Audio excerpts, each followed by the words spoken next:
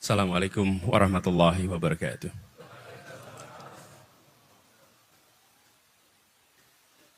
Alhamdulillahirabbil alamin. Wassalatu wassalamu ala asyrofil anbiya'il mursalin. Sayyidina wa habibina wa maulana Muhammadin wa ala alihi wa ashabi ajmain. Raditu billahi rabbah wa bil islami dina wa bil Muhammadin nabiyya wa rasulah. Rabbi zidni ilma warzuqni fahma. Amin. Amma ba'du. Bapak-bapak, ibu, jamaah salat zuhur di Masjid Ukhuwah Islamiyah Al-Azhar rahimakumullah, wabil khusus Bapak Haji Azhar Kombo, juga bersama kita Ketua Takmir Bapak Muhammad Taufik Zamrawi, Ketua Yayasan Bapak Mas Rifan Jamil, Habib Hasan Toha, dan seluruh jamaah saja yang tidak tersebut nama satu persatu. Pertama, saya menyampaikan rasa syukur, alhamdulillah, akhirnya bisa bersujud di masjid ini. Dengar ceritanya sudah, tapi baru sampai siang hari ini bisa sujud sama-sama. Lalu dapat kejutan, suruh memberikan kultum. Saya jadi ingat, beberapa waktu yang lalu saya diundang satu tempat memberikan kultum. Saya tanya, jadi kultumnya apa? Jadi di sini Pak, kultum itu bukan kuliah 7 menit Pak. Kultum itu kuliah terserah antum. Jadi rumus itu saya pakai di sini boleh ya? Boleh kan? Jadi kuliah terserah antum. Mau 7 menit, 8 menit, 9 menit, boleh. Gitu. Nah di sini masjidnya Masjid Ukhuwah Islamiyah. Sudah jelas pesannya. Dan saya rasa pesan itu sudah sering digaungkan. Jadi mungkin kalau saya nambahi itu nguyai Banyu Segoro Pak. Itu. Karena ini sudah terus menerus kita bicara tentang ukhuwah di Masjid Ukhuwah Islamiyah Al-Azhar. Nah, tapi dalam kesempatan ini saya ingin tambahkan sedikit aja lah terkait soal ini. Kita semua yang pernah menjalankan ibadah umroh atau haji atau tinggal di negeri asing untuk kuliah atau bekerja, pasti sering menemukan perbedaan-perbedaan di antara umat Islam. Kalau di sini di masjid hampir pasti tidak ketemu bedanya. Syafi'i semua di sini. Tapi kalau sudah sampai di Mekah akan ketemu Syafi'i, Hanafi, Maliki, bahkan pondok terkenal di sana Al-Maliki, betul ya? Kemudian semua kita akan ketemu dengan berbagai mazhab. Nah, ini pengalaman saya. Satu ketika saya sedang duduk di masjid. Lalu bersama dengan seorang teman, sahabat saya dari Turki. Tidak lama datang satu orang, dia sholat. Pas lagi sholat, selesai sholat, teman saya ini bilang, Anis, ini orang ini Hanafi. Oh ya, gimana ceritanya? Dia tunjukkan cirinya, ini soalnya orang Hanafi ini. Oh ya. Nah itu mengingatkan saya kemudian satu pesan. Kenapa kita ini kalau berjumpa dengan sesama umat, kita cari bedanya? Kenapa kita ini kalau ketemu sesuatu, kita cari bedanya apa ya saya sama dia itu? Saya ketemu dengan seseorang, ini NU ini, oke. Ah, ini Al-Wasliyah ini kira-kira. Ini Muhammadiyah ini. Oke. Ini kira-kira Dewan Dakwah ini. Gitu. Lalu lihat celana agak pendek, ini Salafi ini kira-kira. Oke. Lah, kita ini paling senang seakan-akan mencari bedanya. Saya kalau ingin sampaikan pesan rumus sederhana, carilah persamaannya. Kurangi mencari perbedaannya. Nah ini sederhana sekali, tapi kita dalam keseharian kita itu mencari bedanya. Dulu memang kopiah itu ada yang putih, ada yang hitam, Pak. Kenapa ada putih dan hitam, Pak? Ada yang tahu kan putih hitam ini? Kopiah putih itu siapa yang pakai? Pulang haji. Kalau belum haji, rasa gaya mas. Pakai putih gitu. Yang sudah berangkat, haji. Betul ya? Sebenarnya gini, sudah sampai tanah suci, pulang pakai kopiah putih. Yang belum pakai kopiah putih, belum sampai tanah suci. Nah tapi beberapa tahun terakhir ini, terjadi kemudahan sampai ke tanah suci. Sehingga sekarang ini yang bisa pakai kopiah putih itu banyak sekali. Kopiah putih tidak lagi menjadi pembeda. Nah, saya ingin sampaikan kepada semua, pesan sederhana. Cari samanya, jangan cari bedanya. Tapi ada satu hal, ini pertama. Yang kedua, saya ingin sampaikan, kita ini adalah umat terbaik. Umat Islam ini. Kita ini umat terbaik. Kuntum khairul ummatin urijati linnas. Ta'muruna bil ma'ruf wa tanhauna 'anil munkar wa tu'minuna billah. Kita sadar, tapi umat terbaik itu bukan sebagai privilege. Umat terbaik itu sebagai tanggung jawab. Tanggung jawab. Apa bedanya? Kalau privilege itu untuk dinikmati. Kalau tanggung jawab itu untuk ditunaikan. Jadi kita punya tanggung jawab menunaikan. Nah, kalau kita tengok umat kita, sering sekali umat itu berhasil atau gagal bukan karena mampu atau tidak mampu, tapi karena baca perubahan atau tidak baca perubahan. Jadi pesan kedua, karena kan kultum ini, dibatasi waktunya gitu. Kalau enggak kan nanti gelandrah mana-mana ini. Jadi kedua adalah tentang membaca perubahan. Kalau kita membaca perubahan dengan cepat dan mau melakukan antisipasi, insya Allah kita berhasil. Dan sejarah umat Islam sudah menunjukkan yang membaca tanda-tanda perubahan zaman, mengikuti perubahan zaman, mengantisipasi, maka dia menjadi pemenang di zamannya. Nah, saya ingin masuk soal ini pendidikan, Pak. Kenapa? Masjid ini, itu kalau kita lihat, gedungnya bagus. Arsiteknya bagus, rancangannya bagus. Ini pakai ilmu tidak Bapak Ibu? Pakai ilmu.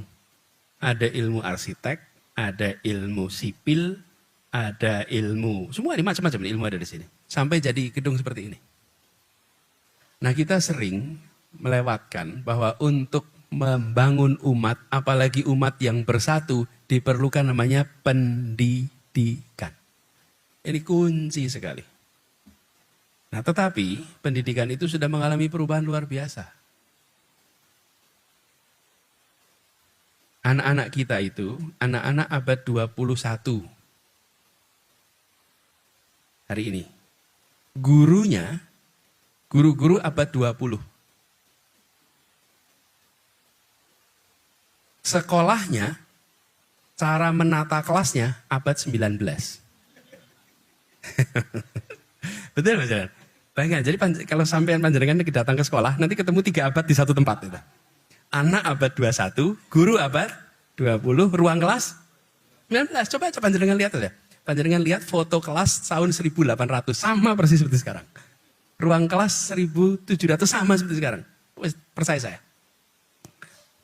Betul nggak Mas? Nah kita lihat sekolah-sekolah Islam semua. Sekolah-sekolah Islam apa yang terjadi? Itu terjadinya. Sudah saatnya semua masuk ke abad 20. Nah, masjid ini saja sudah. Saya diberi instruksi memberikan kultum. Pendengarnya siapa? Yang di masjid ini dan yang di video ini loh. Ini kan abad 21 ini. Betul ya? Saya boleh bilang halo semuanya. Itu abad 21 nonton. Sama yang pegang-pegang HP live streaming ini semua. Kita masuk di abad 21. Ini satu pesan sederhana. Bila kita tidak baca perubahan zaman, dari aspek metode, maka kita akan ketinggalan. Ilmu mengenai perubahan itu banyak. Jadi saya usul pada jamaah di sini, khususnya di Semarang, yang saya dengar jamaah Masjid Ukhuwah Islamiyah ini dari semua unsur sama, semua unsur setara. Jadi unsur apapun baca perubahan zaman ini. Betul-betul kita harus siap untuk berada berdua satu. Dan ini terasa sekali. Saat ini para guru ngaji itu mengalami kompetisi yang amat ketat dari sisi kualitas. Karena mendengarkan guru ngaji di kampung, habis itu yang mendengarkan buka YouTube membandingkan yang guru ngaji di kampung dengan YouTube yang terkenal. Betul tidak Ustaz? Betul ya? Bahkan pertanyaan yang disampaikan ke guru ngaji di kampung, pertanyaan kulaan dari YouTube. Betul Ustaz? Nah ini aspek sederhana yang harus jadi perhatian bagi kita semua. Karena perubahan ini tidak akan mungkin bisa terjadi untuk kita mengejar ketertinggalan kecuali kita sendiri menengok. Nah untuk itu bagaimana? Saya usul pada kita semua di sini. Saya usul. untuk kita tengok perkembangan dunia dan memperhatikan perkembangan dunia. Ini namanya kuliah kan? Ini kan kuliah loh. Kultum toh, kuliah toh, betul ya kuliah? Bener ya? Jadi kalau kuliah itu dosen tanya boleh dijawab toh? Nah, tadi kan dibilang tidak boleh tanya jawab. Maksudnya jangan tanya ke dosennya gitu enggak. Tapi dosennya tanya sama mahasiswanya boleh toh? Boleh. Nah, sekarang saya mau tanya nih. Yang membaca berita tentang Indonesia setiap hari mohon acungkan tangan. Loh yo mosok gak baca berita. Berita nanya, yang berani acungkan tangan. Saya pengen tahu yang acungkan tangan. Yang melalui medsos boleh, melalui koran boleh. Pokoknya mengikuti berita Indonesia setiap hari. Banyak juga yang gak ikutin berita ya. Gitu. Hah? Kalau mengikuti berita Semarang tiap hari, malah enggak. Masalah betul ini. Berita tentang Indonesia tiap hari. Saya ulang coba. Siapa yang ngikutin? Acungkan tangan. Mohon supaya kita bisa tahu. Banyak apa-apa. Malah justru saya pengen tahu. Banyak. Alhamdulillah. Kalau nggak baca tuh malah unjuk jenengan ngopo gitu loh bentino. Alhamdulillah. Syukur alhamdulillah. Pertanyaan kedua. Pertanyaan kedua. Acungkan tangan. Siapa yang membaca berita internasional tiap hari?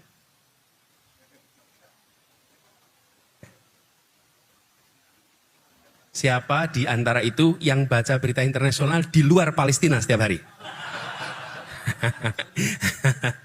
Kalau Palestina semuanya baca. Di luar soal Palestina tiap hari. 2, 3, 4. Ini salah satu persoalan yang kita hadapi. Kita bukan tidak mampu, tapi kita tidak membaca apa yang sedang terjadi di luar begitu cepat. Bulan depan adalah haji. Bulan depan haji. Dan dahulu orang-orang yang pulang dari haji sering ditakuti di negerinya masing-masing. Kenapa? Karena haji adalah pertemuan global pertama umat manusia.